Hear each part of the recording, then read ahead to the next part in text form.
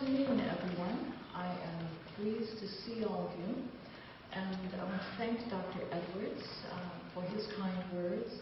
I'm delighted and honored to be part of this lecture series and in the company of so many outstanding scholars on this campus. In fact, we are indeed fortunate to have people who are so passionate about the arts and humanities in our midst. Also, I'm grateful to Dr. Edwards and his staff for their fine service through the Humanities Center and to our campus and surrounding community. And I would be remiss if I didn't introduce my assistant this afternoon and my grad assistant, Andrew Muir.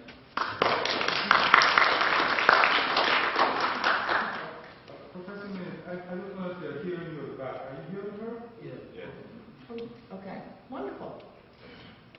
So, when discussing 20th century music, scholars and historians point to two phases or revolutions that shaped the generation's music. The first coincided with World War I. The second occurred at the end of World War I. Interestingly, both causes had their roots in the past, even as they strove toward the future. As a result, a new generation with interests and outlook came into prominence after World War II. The 1940s witnessed tremendous growth in American populism through the fine arts, exemplified by the works of Aaron Copland, Mark Graham, Norman Rockwell, and many others. America was fighting war in two theaters. Soldiers were listening to swing music and to propaganda courtesy of radio personalities like Tokyo Rose, while they were also looking at pin-up posters of Hollywood movie stars. At home, we were supporting our country by planting victory gardens, by buying war bonds, and reading Ernie Pyle's columns. It was also a time for purely American artistic endeavors. Lucas Voss' Prairie is a fascinating work in that it captures elements of both phases of 20th century musical revolution and blends them into peaceful coexistence. Faust himself said it best, quote, "Composing music once meant to me writing the music I like. Now it means to me writing out of a deep concern for new music and for the cause of new music." This quote for us begs the question, have we lost our musical imagination and spirit of inquiry? Are we content merely to be consumers or purveyors of musical ideas instead of creators of new music? What has become of American populism in music, and what exactly are those elements today? In other words, have we redefined American populism in music? Is that still a viable compositional device for us? And are populist musical works popular? After World War II, a new generation with new interests and a new outlook came into prominence.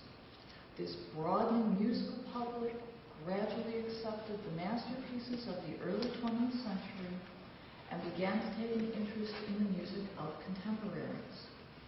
In theaters and art centers undamaged by the war, repertory became symptomatic of this new audience, which began to take an interest in contemporary music, including jazz and popular songs.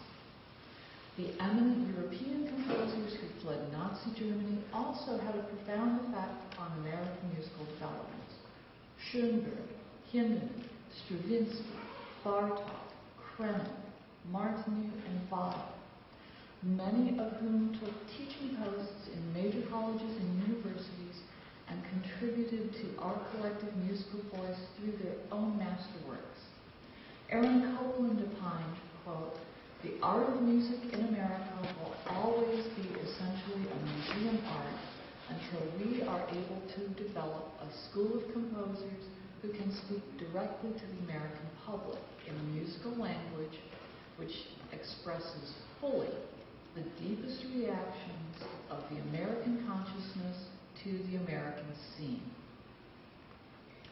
The American composers who lived in the post-Romantic era were really romanticists who had come just a little bit too late.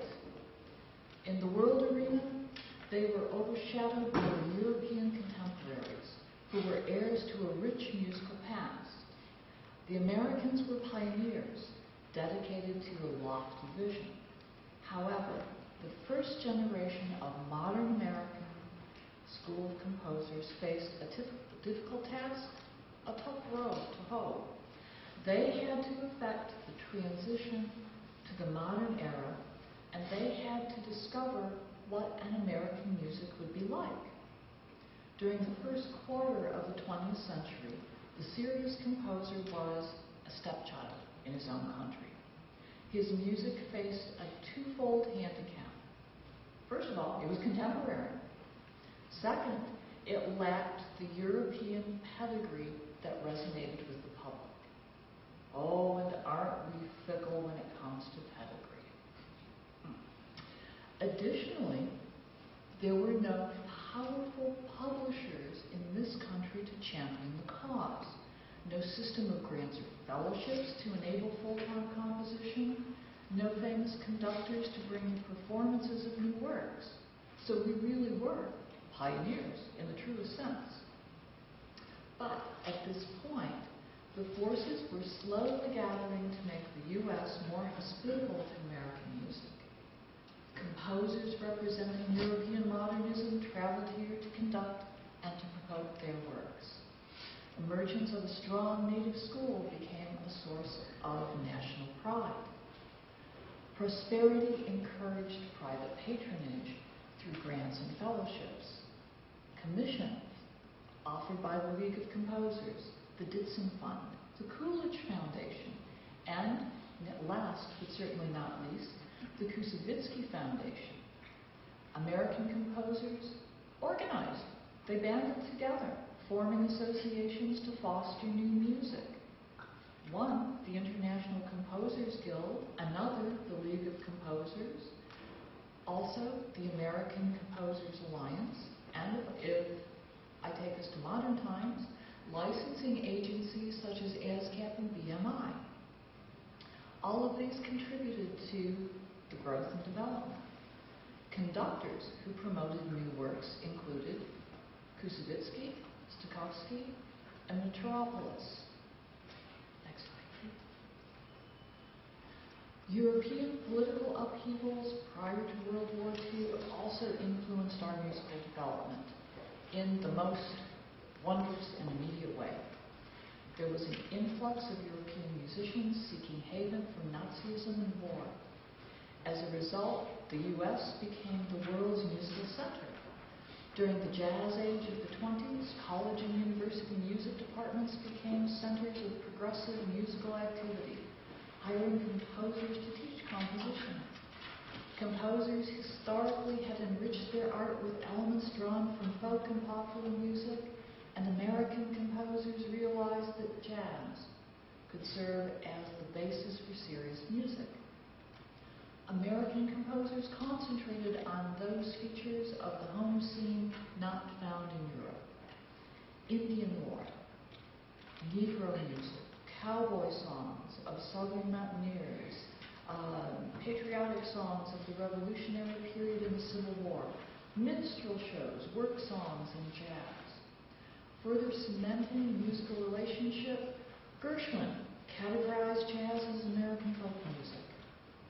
The music of the American school follows no single formula, and that's one of the most wonderful things about what we do as musicians. Instead, American music reflects these wonderful contradictory tendencies in our national character, our idealism, and our worship of material success, maybe not so good, our individualism, our visionary daring.